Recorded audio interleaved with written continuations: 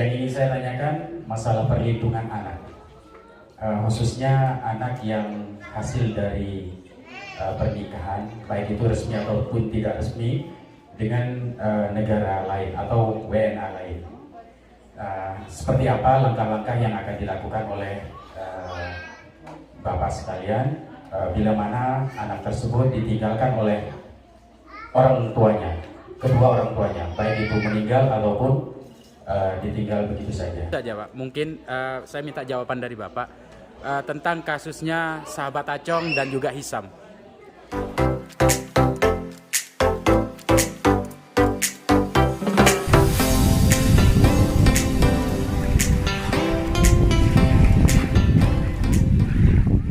Assalamualaikum warahmatullahi wabarakatuh. Jumpa lagi bersama vlog saya Fitria Denava.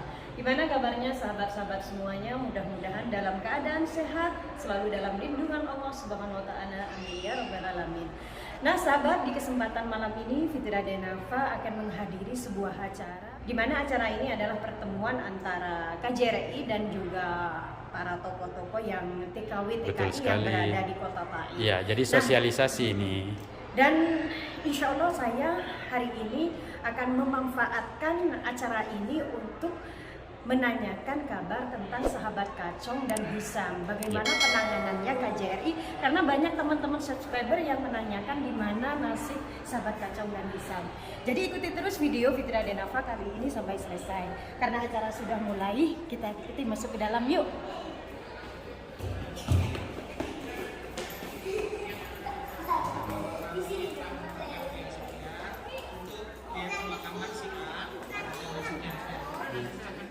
Saudi 1.500 ya. Kita nanti pada saat PK akan tuntut majikan untuk juga membayar 1.500. Satu.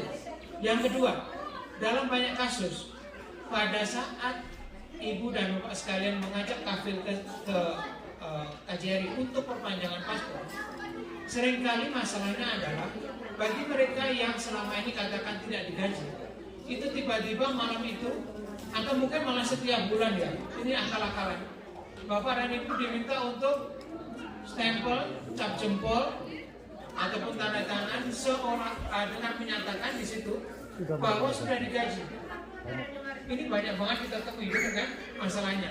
Nah ini Bapak dan ibu jangan sekali-sekali tanda tangan ataupun cap jempol sesuatu yang tidak diketahui. Karena pada saat nanti dituntut di pengadilan, ya Anda akan kalah karena sudah menyatakan diri sudah digaji. Nah ini hati-hati ya. Nah berikutnya yang ketiga, keinginan kita untuk mewajibkan kafil itu sebenarnya dimaksudkan untuk para PMI kita. Tapi saya yakin kan tidak semua PMI ini. Misalnya ada mahasiswa atau orang kita lah yang mau dosen mau apa, itu kemudian tidak juga harus menghadirkan kafil. Ya kan? Karena kita yakin teman-teman ini sudah bisa melindungi diri sendiri. Ya, boleh. Jadi tidak harus kemudian mendatangkan kafir, karena kalau mendatangkan kafir agak susah juga. Ya, jadi boleh untuk kelompok-kelompok ini tidak harus dengan. Saya kira itu tambahan dari saya. Terima kasih. Yang ingin bertanya, satu, dua, ibu nggak ada dari ibu mungkin pertanyaan enggak. Nama ya. Assalamualaikum warahmatullahi wabarakatuh. Waalaikumsalam warahmatullahi. Saya hanya bertanya sedikit saja Pak, masalah perlindungan. Yang nomor satu, Nama. Maaf, nama Mahfud, tinggal di Kota Taif, asli dari Kota Bangkalan. Yang ingin saya tanyakan masalah perlindungan anak, khususnya anak yang hasil dari pernikahan, baik itu resmi ataupun tidak resmi, dengan negara lain atau WNA lain. Seperti apa langkah-langkah yang akan dilakukan oleh Bapak sekalian bila mana anak tersebut ditinggalkan oleh orang tuanya, kedua orang tuanya, baik itu meninggal ataupun ditinggal begitu saja. Yang kedua, masalah perlindungan untuk ke WNI kita yang tersangkut kasus di Arab Saudi ini. yang ingin saya tahu seperti apa pelayanan yang dilakukan oleh KJRI untuk memberikan perlindungan atau hak terhadap WNI itu tadi, Pak. Karena seperti kita dengar sebelumnya ada WNI kita yang ada di Sumaisi juga yang tersangkut kasus dan belum selesai sampai sekarang, Pak. Mohon jawabannya. Terima kasih. Wassalamualaikum warahmatullahi wabarakatuh.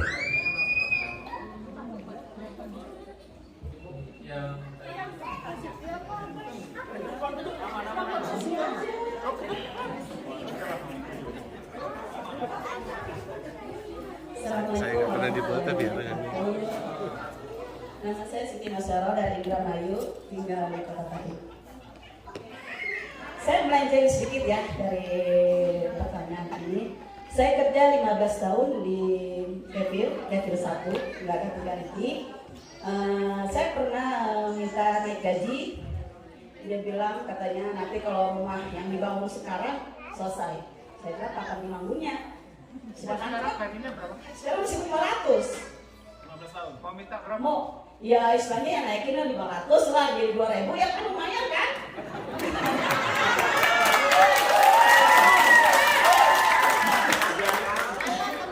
Dan terus saya pernah minta nego kefalah karena ada orang Saudi pembantu.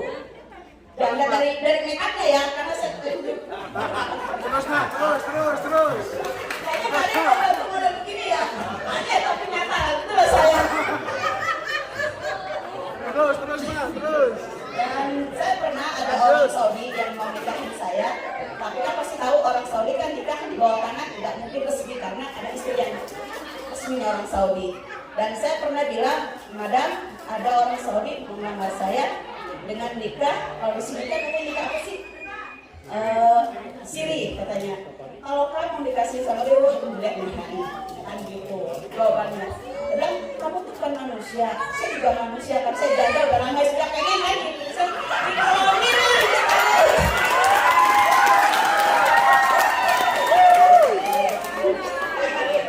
Bayangin aja Pak, 15 tahun saya menjanda, dari saya datang dari Indonesia ke Saudi.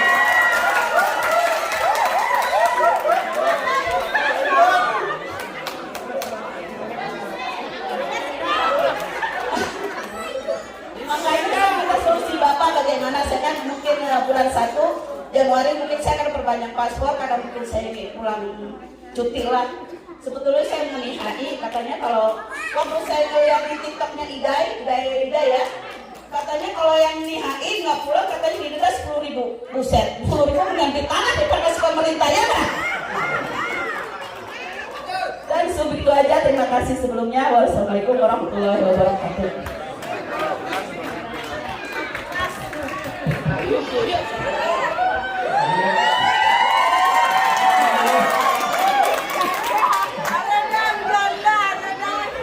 Ada 3 pertanyaan ya, dari Mas Fatis, Mas Marcos, sama Ibu Siti Maisara terkait dengan pemakaman, identitas, perlindungan anak, terkait dengan orang awal ini yang tersangkut kasus, dan yang terakhir tentang biro jodoh. Monggo kepada Pak Onjen dulu mungkin atau ya ada 3 pertanyaan. Baik, terima kasih. Paling enak yang terakhir kali itu baru terakhir. Iya, senang juga ini terus terang ya. Yang 15 tahun ya nggak dikeluarin siapa yang tanya Pak Safan nanti kalau yang perkara itu tanya Pak Safan. Baik, yang pertama Mas Faiz ya, biaya makan, biaya pemakaman ini jelas sudah komitmen kita. Untuk yang biaya pemakaman sudah kita tekankan bahwa itu akan dibantu oleh KJRI. Ya, data kita biasanya biaya pemakaman itu sekitar 600 ya. Ya, 600 ya. Silakan maksimal 600. Silakan nanti diajukan ke kita tentunya dengan bukti-bukti, ya kan? Karena kita juga untuk tertib administrasi tentunya ada bukti bahwa itu pemakaman, foto-fotonya dan sebagainya. Silakan. Untuk ya ada semuanya. Ada Pak Lusi nanti. Ya. itu jelas sudah komitmen kita, silakan. Jadi biaya pemakaman akan kita bantu. Kemudian yang kedua apa tadi?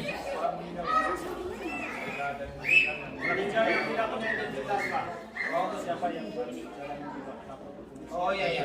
Nah ini nanti Pak Safa ini punya banyak kasus ini, di mana ya jangan memang membuat kesulitan kepada diri kita sendiri. Bahaya. Ya namanya orang meninggal dimanapun polisi tidak akan tinggal diam. Pasti akan diselidiki meninggalnya kenapa, kapan, dan ada siapa, kan gitu. Hubungannya apa kok ini tiba-tiba Anda menyerahkan jenazah? Pasti ditanya dimanapun di seluruh dunia, ya kan? Jadi memang bagi kita yang katakan merelakan diri untuk membantu jenazah, ya siap-siap untuk ditanya polisi, itu di dunia manapun pasti begitu. Ya, nah nanti Pak Syafaat tolong disampaikan bagaimana cara kita supaya jenazah tetap terbantu ditangani, ya kan, secepatnya dimakamkan tanpa kemudian membuat kesulitan kepada kita sendiri. Nah kemudian yang ketiga mengenai vaksin. Nah ini Pak Rosi nanti coba kita koordinasi lagi. Ini penting ini karena tadi saya tanya sebagian besar ternyata di sini belum vaksin ya karena statusnya. Ya, jadi ini ya. Jadi itu yang tadi saya sampaikan ada dua kemungkinan itu. Kalau masih ada bukti apapun, identitas diri apapun, saya kira nanti akan bisa dibantu, bisa masuk ke tawakalna. Kalau yang bodong sama sekali ya, yang apa-apa, yang penting sehat kan gitu. Ada sertifikatnya. Pak Rosi nanti coba kita koordinasi. Mungkin kita bisa tanyakan ke teman kita kesehatan di sana ya, karena waktu kita di sini repet. Coba nanti kita tanya di sana teman-teman di Kementerian Kesehatan di Jeddah, siapa atau di mana rumah sakit di Taif yang bisa atau tempat yang di Taif yang bisa menyediakan vaksinasi, ya. Ya, jadi rujukan untuk vaksinasi. Kita usahakan. Kemudian seperti Pak Mahfud ya. Ya. Perlindungan anak tanpa orang tua, nanti Pak Safa juga ini. Kemudian yang apa nih? Oh ya, bagaimana upaya kita untuk membantu memberikan layanan bantuan kepada WNI kita yang tersangkut kasus, jelas ini bagian dari tugas kita. Satu yang akan kita bantu adalah kalau memang diperlukan pengacara, kita akan bayar.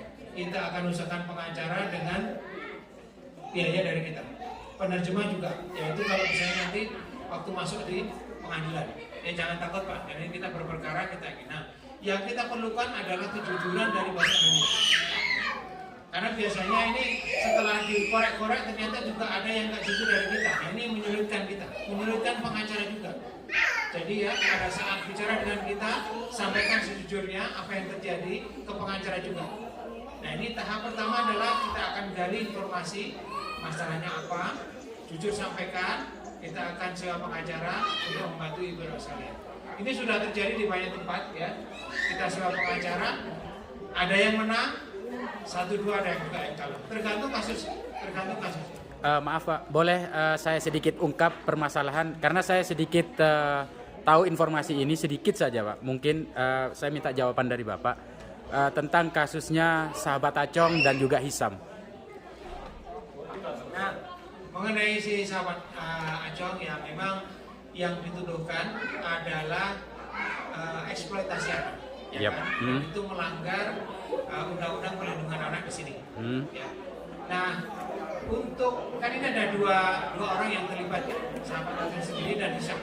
Betul. Hisam, saya mulai dengan Hisam dulu. Hisam sudah cukup bukti, artinya bukti-bukti terkait dengan yang bersangkutan sudah cukup, sehingga yang bersangkutan sudah dirilis, sudah dilepas dari dinas sosial, sekarang sudah ada di KJRI di Center dan sebentar lagi akan kita keluarkan. Sudah ada komunikasi dengan pihak keluarga di Kalimantan, keluarga di sana bersedia untuk terima. Jadi Hisam sudah selesai. Sudah punya paspor Pak? Sudah kita SPLPK. Jadi yang bersangkutan sudah siap untuk pulang. Bagaimana? Exit sudah selesai juga. Jadi tinggal tiket. Persiapan tiket ya.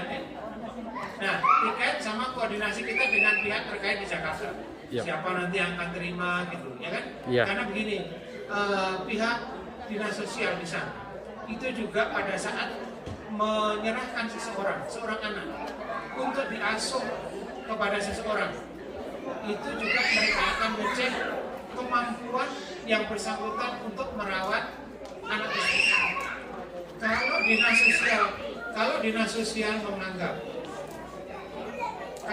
sosial menganggap bahwa seseorang tidak mampu untuk merawat anak tersebut, kemungkinan besar anak itu akan dirawat oleh negara, ya, akan diambil dan dirawat di dinas sosial.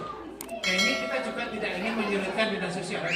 Betul. Mereka nanti loh, kalau gini ya Pak, kita jadi tempat penampungan. Betul, Nah, betul. kita juga tidak ingin itu. Jadi kita juga perlu persiapkan Pak, agar supaya dinas sosial di sana bisa mengerti dulu permasalahannya. Kita juga akan pastikan kepada keluarga si Hisham ini bahwa yang bersangkutan keluarga itu memang mampu untuk menerima dan merawat anak itu. Tanpa kesanggupan itu, khawatirnya tadi Hisham juga begitu sampai di sana dirawat oleh negara, diambil oleh dinas sosial. Ya, padahal keluarganya juga ingin merawat. Tadi ya. Jadi intinya Hisham sudah akan segera dipulangkan. Bagaimana dengan sahabat Kecong? Masalahnya masih dalam tingkat penyidikan ya. Masih di tingkat penyidikan oleh pihak Niabah. Ya, pihak Niabah Kejaksaan itu kan penuntut ya. Mereka masih mengumpulkan bukti-bukti untuk berkas atau untuk berkas penuntutan yang bersangkutan. Ya. Nah ini harapan kita tentunya yang bersangkutan bisa segera dibebaskan. Ini harapan saya, harapan kita semua. Nah tentunya ini tergantung kepada beratnya masalah. Kalau nanti pihak Niabah, pihak berwajib di sini tidak menemukan hal yang memberatkan yang bersangkutan, atau misalnya tidak terlalu berat kasusnya terkait dengan eksploitasi anak, yang mudah-mudahan yang bersangkutan bisa lepas. Ini saya tidak dalam kapasitas untuk campur tangan dalam proses penyidikan, karena ini adalah otoritas dari pihak Saudi. Ya, jadi intinya itu masih dalam tahap penyidikan. Sejauh mana dari pihak KJRI Pak selama ini melakukan penanganan terhadap sahabat Kacong tersebut? Sejak 1 atau 2 hari setelah kita tahu masalahnya itu, bahwa sahabat Kacong diambil oleh pihak yang bersangkutan, ditahan, langsung Pak Safa dan tim itu segera menengok yang bersangkutan di penjara. Ini ya, salah satu langkah utama yang kita ambil adalah menengok yang bersangkutan, memastikan yang bersangkutan dalam keadaan sehat. Dan kemudian tentunya juga pada kesempatan itu menanyakan kepada yang bersangkutan apa yang terjadi, ya kan? Jadi pertama segera setelah ada masalah itu kita dapat info, langsung kita datangi, kita cari masalahnya apa, dan kemudian secara reguler tim Pak Safa juga terus mendampingi yang bersangkutan, menengok kesehatannya, apakah yang bersangkutan dipenuhi hak-haknya. Hak-haknya itu artinya ditahan dengan kondisi yang layak, ya kan? Tidak ada penganiayaan, tidak ada pemaksaan, ya, maksa untuk ngaku dan sebagainya. Sampai saat ini yang bersangkutan mengatakan diperlakukan dengan baik oleh pihak berwajib di sini, ya kan? Jadi itu, ya kita sebagai orang luar, ya hanya bisa memberikan pendampingan yang bersangkutan, memastikan bahwa hak-hak hukum yang bersangkutan itu dihormati oleh pihak Saudi. Diperkirakan berapa bulan lagi Pak? Ada kejelasan untuk sahabat Kacong itu sendiri? Wah, saya kira saya belum bisa tergantung kecepatan proses penyidikan oleh pihaknya. Kalau misalnya bukti-bukti itu cepat dikumpulkan, ya saya kira akan cepat diproses. Ya. Sampai itu dikumpulkan, selesai dikumpulkan, ya kita nggak bisa mengatakan Pak, ini ya kami terus akan mendesak kepada pihak Niabah, ya tentunya dengan halus Pak. Yep. Kita nggak bisa mendikte, Iya. selesaikan ya. Betul. Nah, jadi kita berharap semoga pihak Niabah bisa segera menyelesaikan proses penyidikan. Nanti terus diputus. Kalau diputuskan inkrah, artinya diputus secara hukum. Ya berapa dihukum?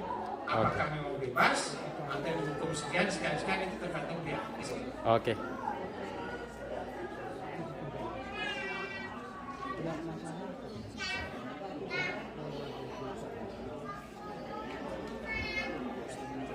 Ya.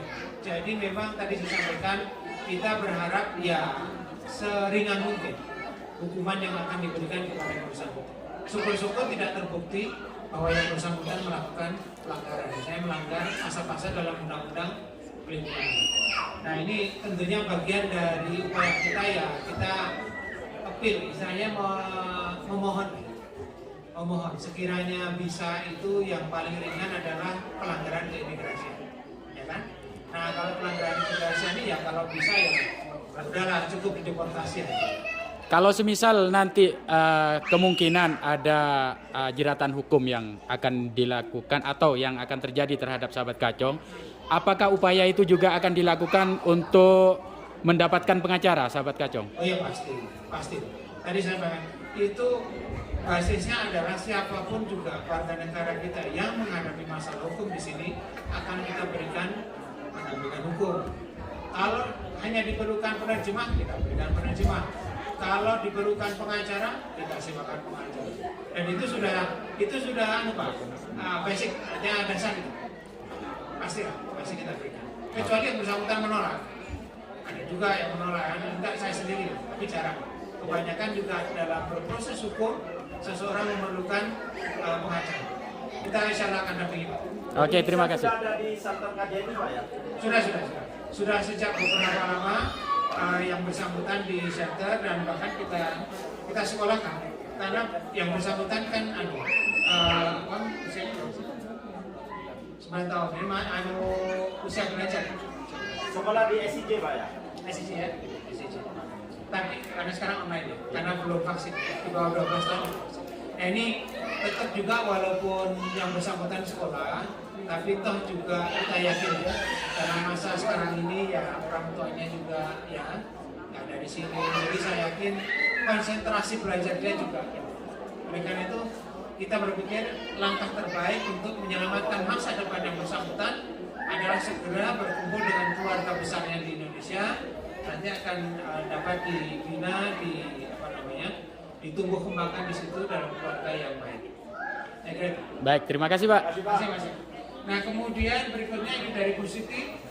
Nah, sahabat, alhamdulillah kesempatan malam ini Fitria Denafa mencoba untuk mencari solusi atas kasus dari sahabat Kacong dan Hisam, dan alhamdulillah sudah terjawab barusan langsung dari Bapak KJRI, dan beliau sudah menjelaskan bagaimana nasib sahabat Kacong dan juga Hisam. Mudah-mudahan jawaban dari KJRI bisa membuat sahabat-sahabat semuanya tahu bagaimana kasus yang dialami oleh sahabat Kacong dan Hisam. Jadi kita hanya bisa berdoa, mudah-mudahan sahabat Kacong dan juga Hisam segera tuntas dan sahabat Kacong juga bisa keluar dan Hisam bisa langsung pulang ke Indonesia. Dan demikian informasi yang Fitria Denafa dapat langsung dari Bapak KJRI yang alhamdulillah hadir ke Kota Taif, dan terima kasih karena sudah mengikuti video Fitria Denafa. Mudah-mudahan bermanfaat. Dari Kota Taif, Fitria Denafa. Wassalamualaikum warahmatullahi wabarakatuh. Baik.